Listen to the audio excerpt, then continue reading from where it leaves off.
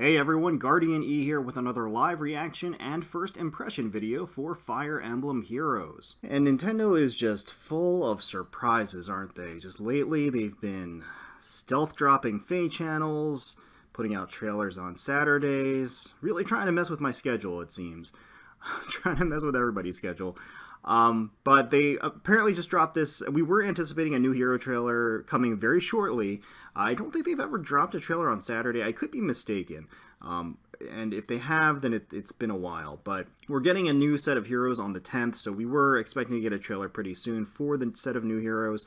And here it is. Looks like from a future past, which could mean anything. I don't really know, and I haven't looked at the thumbnail, so this will be a surprise, as much of a surprise to me as it will be to you. So let's press play and watch the trailer together for the first time.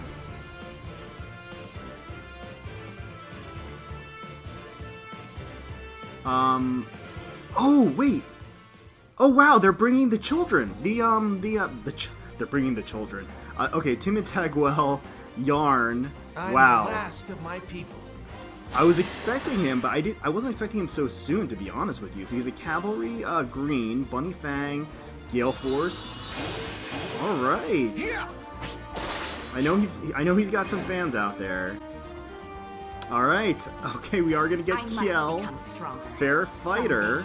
I will take back everything. That is pretty awesome. She looks great. Naturally, she's gonna be a blue armor. That makes perfect sense. Gonna come with Barrier Lance Plus. Also an Ether Raid skill. Me. Okay. Daunting Priest. Don't judge a book by its cover. People think I'm tough. It's pretty cool. I'm glad that we're getting Brady. I don't think he's that popular, but maybe I'm wrong. But we're kind of getting some unsung heroes as far as the children are concerned, so I definitely appreciate that. And then finally, we're gonna wrap it up with Little Miss. I can change into a dragon, you know. I'll bring peace to this world. Hey, nah. So, yeah, red Infantry Dragon, it looks like. Comes with bonus doubler. Really? Man, they really need some new dragon sprites. Like, they kind of just gave her like a cinnamon maple dragon color palette. Alright, so let's pause here real quick. Okay, so no reveal here. Obviously, we're going to get a new free hero along with this batch. That is the MO, but it doesn't look like they're going to be revealed here, and they will most likely be gotten through a Grand Hero battle. So check your in-game news, or check the Reddit, or check wherever. That's where that news is going to likely be. But we're not checking that because we're seeing this blind. We're seeing this for the first time. So we're just going to see, God, what's his face? Edgy Alphonse back there. And yeah, and the four heroes. So they're going to be arriving on the 11th. Oh, I thought it was the 10th, so I was mistaken. And so again, I thought we were going to get the trailer right before. Anyway, never mind. So we're getting these new heroes on the 11th. Very exciting stuff. Doesn't have an end date, but they'll probably be here for a full month. And of course, more likely than not, they'll be coming with their own Forging Bonds event. That Forging Bonds event will, again, most likely have summon tickets alongside it. So for this banner, we will probably be getting 4 summon tickets along with it. It is another 4-person banner, and each color is represented once, so there is no color sharing. This has kind of been what I feel like we've been seeing that more and more often. We haven't seen any 3-hero banners in a very, very long time, and the color sharing has been kept to a minimum, I think just because people have been voicing that as a complaint or a concern. But it does seem as though they've decided to evenly distribute the colors here, which means that they all have a relatively equal chance of appearing in any given stone. So I certainly do think that people are going to be happy about it. It is an awakening banner, but all the same, it's units that we really haven't seen at all. Brand new units, fresh units, new representation, and these units certainly have their collective fan bases. So let's rewatch the trailer, analyze it, do a deep dive, take a look at the skills that they come with, and how they'll play into the current game. But yeah, pretty exciting stuff, I will say. Alright, so first up will be Yarne. So he's a green cavalry beast unit. Take a quick pause right here. Oh my god, if I can even read that description. Bust out my glasses here. So Bunny Fang is going to be a 14 might weapon. It's effective against cavalry. That's interesting. Okay, so it's grants speed +3. So I guess the first thing to talk about, Bunny Fang, it's exclusive to him. It's not inheritable. Or it doesn't look like it is. Grants speed +3, effective against cavalry foes. So cavalry, anti-cavalry. And after combat, if unit's HP is less than or equal to 75%, grant special cooldown count -2. Really? Effect, Beast Cavalry. Beast Cavalry. At start of turn, if unit is adjacent to Beast or Dragon unit, yeah, we know. So the Beast effect. They just added a little qualifier text to it, I guess, because it's an effect. So we'll probably be seeing that more and more often with descriptions, where it actually breaks out the effect from the rest of the description, I guess to make it a little bit more legible. So we have the regular beast effect where he has to be either alone or next to a beast or a dragon in order to transform, but upon transforming he gets additional effects. So if he does transform, the unit gets attack +2, and if unit initiates combat, inflicts attack defense -4 on foe during combat. So an in-combat debuff, and foe cannot make a follow-up attack. Wow, that's a lot of things. That's a lot of things and really powerful things. Okay, so it has a prevent follow-up attack, adds a debuff, and then adds an attack boost when he's transformed, which are all excellent things. Effective against cavalry, and then has this grant special cooldown -2, which is really actually amazing. So that means that basically he has, it's like the it's like a wrath effect on steroids, or half the wrath effect on steroids, where if he's under a certain threshold, in this case it's 75% versus Wrath's 50%, he gets a special cooldown -2 instead of -1. So that's a pretty phenomenal special or weapon, I gotta say. And he comes with a Gale Force. So Gale Force, naturally being a 5 cooldown special, means that at the end of his initiation, if he's below that certain threshold, he'll instantly get a cooldown of -2. And then if he had something like Heavy Blade or Flashing Blade or some other, well, he doesn't have, he's cavalry, so he can't take advantage of many pulse skills, but I guess that just means that he will be able to very, very easily activate Gale Force after his first initiation, because he'll pretty much always be, as long as he's under or equal to 75%, Gale Force will be technically at a 3-turn cooldown. So that's pretty good. Attack speed solo 3. If unit is not adjacent to an ally, grants attack speed +6 during combat. Escape route. Okay, so I see you. I see you, intelligence systems. I see what you're doing here. So a very common strategy in Ether Raids, even though Yarne is not technically an Ether Raids character because he doesn't have one of those like Ether Raids A-slot skills. He's very, very much built for Ether Raids, because a common strategy in Ether Raids will be to have a solo, just suicide unit, not suicide unit, but basically a unit that runs in by himself or herself, attacks into the enemy, activates Gale Force, can use Escape Route to kind of back away, and then that forces the enemy to move forward after you've moved to safety. So that's a very common strategy. You see that a lot with somebody like Legendary Ephraim is a candidate that people use very often for that, because he has that extended range and he has a guaranteed follow-up. So this is kind of keeping in line with that. Yarne is also a cavalry, which means he enjoys that additional movement. So he's kind of, at least his base kit is built around the notion of that Ether Raid strategy, of running into Ether Raids, running into the enemy, attacking into them, preventing a follow-up attack. He might take some damage in the process, and then if he does take some damage in the process, the enemy can't follow-up attack him, but he'll take at least one hit, and then he'll activate Gale Force and be able to escape route out. So I think that's kind of what they're going for here. Also comes with Odd Speed Wave 3. At start of odd numbered turns, grant speed +6 to unit and adjacent allies for 1 turn. Great skill, great solo skill, great solo and team skill. So again, keeping in line with him kind of being a solo unit that just kind of is a homing missile that goes into the enemy forces and activates Gale Force and retreats. For that purpose, he's got it going on. I mean, he has the ability to run that set and be a force that can kind of safely tick away at the enemy on Ether Raid offense. So, not bad. Not bad at all. And he does have the same transformation as Pan, and same attack. So it makes sense.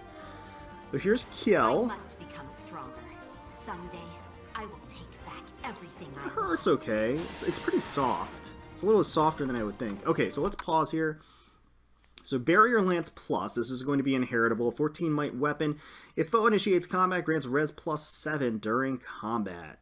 We've seen Barrier Blade, so this is kind of just the Lance equivalent of that. Nothing crazy here. Draconic Aura as a 3 cooldown, boosts special boost damage by 30%. Okay, so Ether Raid's defense res +3. So this is going to be a defense-only skill.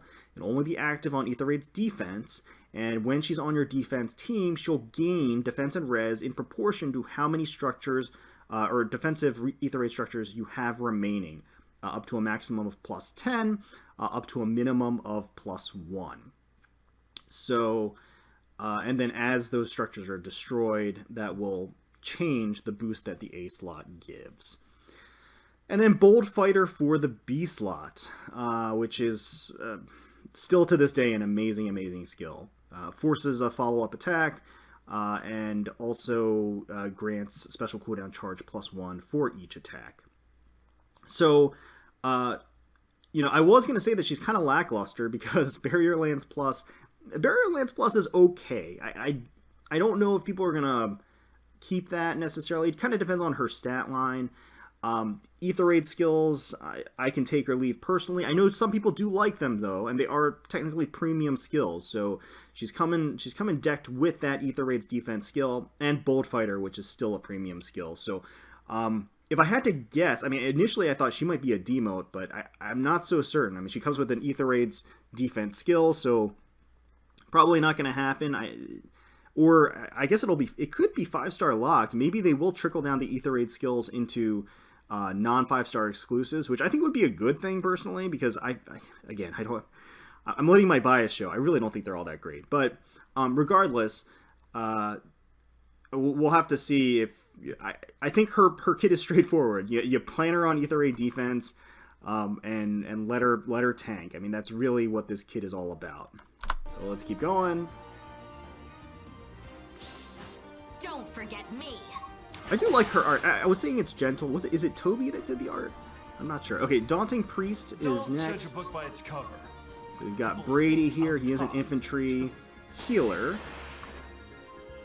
Alright, so let's take a pause here. Does have a full kit, well, not a full kit, but 5 skills. So Slow Plus is going to be his staff, his native staff, Might 12. After combat, inflicts speed -7 on target, and foes within 2 spaces of the target. So we're just going to get a Slow Plus. This is kind of an opportunity to introduce, I guess, clerics have had or gotten a lot of new toys to play with, so maybe they're trying to bring back some of the old stuff just to kind of tone it down. And unfortunately, Brady didn't get any new toys to play with, at least as far as the staves are concerned. Recover Plus restores HP equal to 50% of attack +10. Minimum of 15 HP. Heavenly Light as his special. When healing an ally with the staff, restores 10 HP to all allies.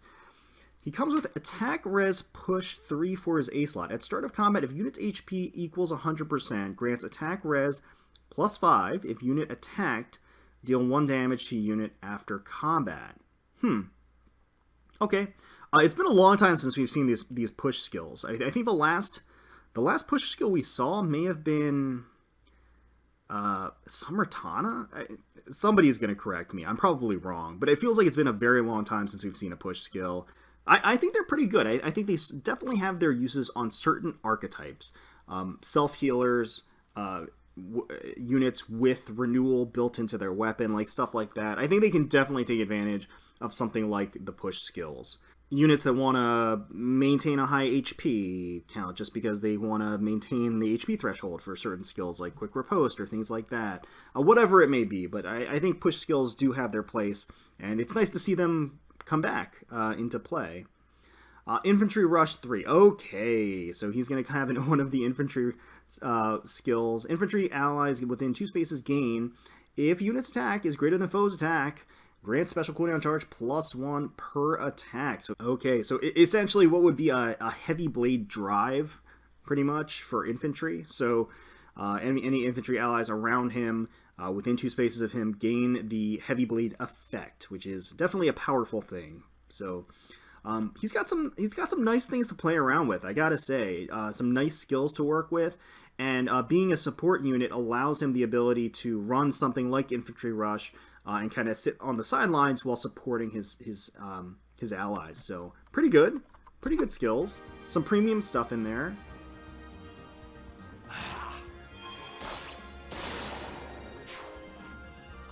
Very nice. And we're gonna get the Little Miss. I can change into a dragon, you know. I'll bring peace to this world. Okay, so she's gonna be an Infantry Dragon. Let's pause here. Alright, so she's gonna come with Oracle's Breath. That is going to be an exclusive weapon to her. Might 16 grants attack +3. If bonus granted by a skill like Rally or Hone is active on the unit, foe cannot make a follow-up attack. If foe's range is equal to 2, okay, adaptive damage. Huh, that's interesting. Okay, so grants attack +3, that's always a solid thing. That's actually pretty darn good. So as long as there's an activated buff on her, so a Rally, a Hone, a Wave skill would also be one of those if she had like an odd wave or even wave skills. I'm assuming that even the most recently added buff, like the Dragon Effective buff that Naga has, I'm going to guess that also would, because it says bonus granted by a skill like. It doesn't say bonus stats granted. So I'm guessing it's any buff or any activated buff. I could be wrong, but I guess we'll kind of see how that shakes out in the end. But getting any of those buffs on her means that the foe can't follow-up attack her, which is pretty great. I mean, that's pretty awesome. Also leads me to believe that she's going to be pretty slow as a unit overall, which is perfectly fine as long as this skill is active on her. She also is going to have Bonfire, boost damage by 50% of unit's defense, which of course indicates that she's going to be a high defense unit. So this is what caught my eye before. Bonus Doubler 3. So she will also have bonus Doubler, just like Legendary Roy. So grants bonus to attack, speed, defense, res during combat equal to the current bonus on each of the unit stats. It essentially gives her, or as with Legendary Roy, so basically if you get Hone Dragons on Na, that gives +6 to attack and speed, activated buffs, it's going to give +12 to attack and speed instead.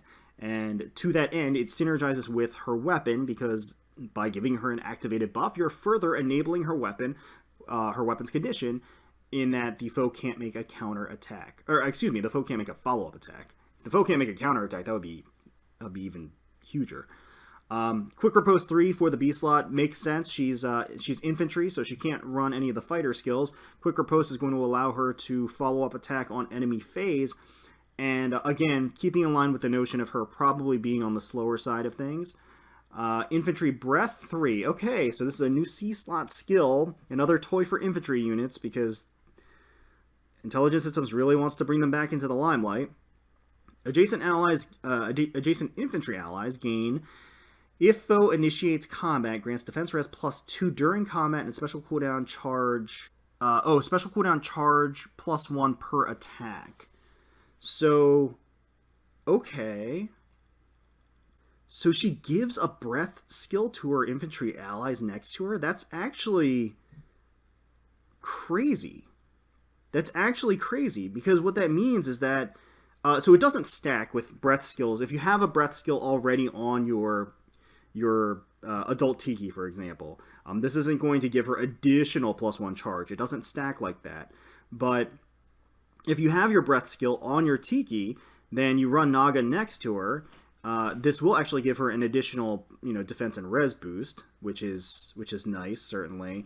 But I think it's actually more commonly going to be in situations where you're running units that would benefit from breath skills, like Adult Tiki, or really most dragons really would benefit from having breath skills in a lot of ways. So that frees up the A slot then. I mean, that's actually huge. If you end up running Na with your other dragons or with your other enemy phase units, that frees up the A slot, which is absolutely amazing, because then you can run Infantry Breath 3 plus Fortress Defense and Res 3, or, you know, something else on your A slot, because the A slot is so critical. The reason why a lot of these skills are kind of balanced out, like the Breath skills or like Distant Counter, is that it ends up removing the ability to take advantage of the A slot being a stat boosting slot.